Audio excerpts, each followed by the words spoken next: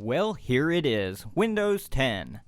Before I start, I'm happy to report the naysayers and conspiracy theorists were wrong about Windows 10.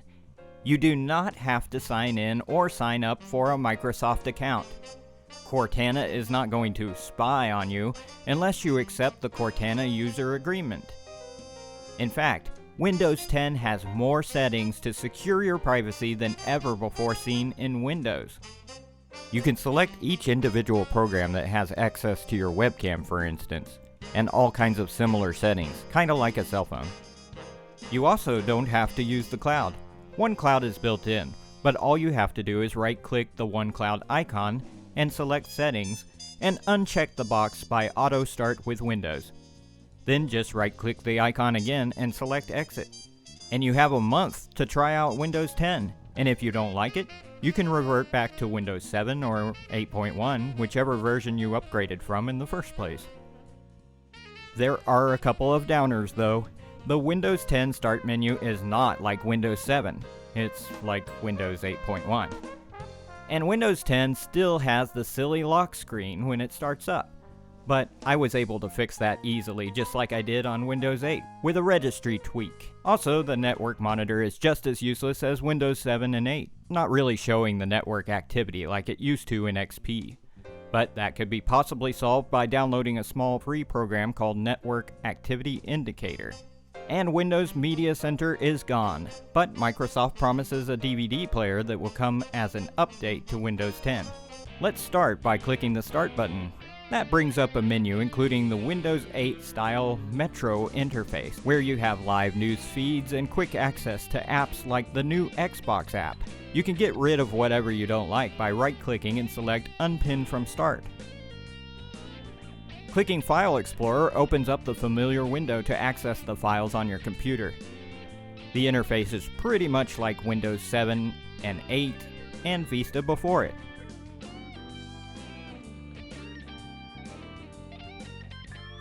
Here's just one of the things I like to do as a power user. Clicking All Apps shows all the apps and installed programs in alphabetical order. I found something interesting with the new Windows 10 NVIDIA drivers. You now have the ability to use monitors with full dynamic range. So if you do a lot of color-centered work like video, art, photography, design, etc., you can use IPS or other compatible monitors to full effect. Windows 10 has an all-new browser too, called Edge.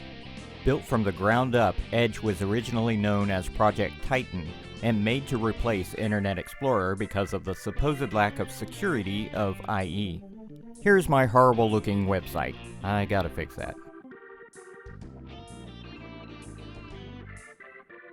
Clicking this tabs icon, you can see all the programs you are running, and you can even open up some virtual desktops if you want.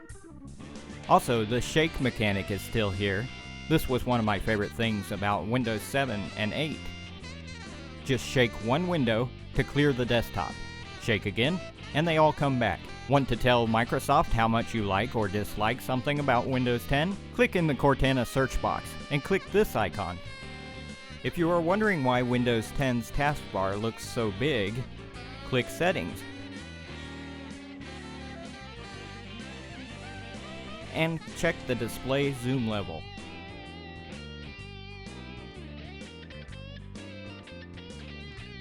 Now it looks normal. While I'm here, I'll show you an overview of some other settings available to you on Windows 10. Notifications and actions, apps and features, multitasking, tablet mode, power and sleep,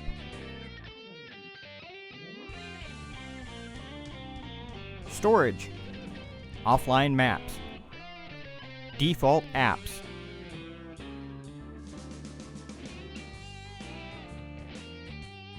and About, which is basically the new computer properties minus the Windows Experience Index.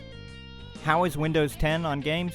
I haven't tried any yet, but I think it was PC World that made some tests of DirectX 12, and the result looked like it was half again as fast as Windows 8. So that is great news for gamers. Also, GOG and Steam have been testing games on Windows 10 and have found most of them work just fine. But what happens if I stick with Windows 7 or 8, you might be asking? Well, I love Windows 8, not Windows 8.1, yeah. But I've been noticing some websites are starting to be incompatible with Internet Explorer 10.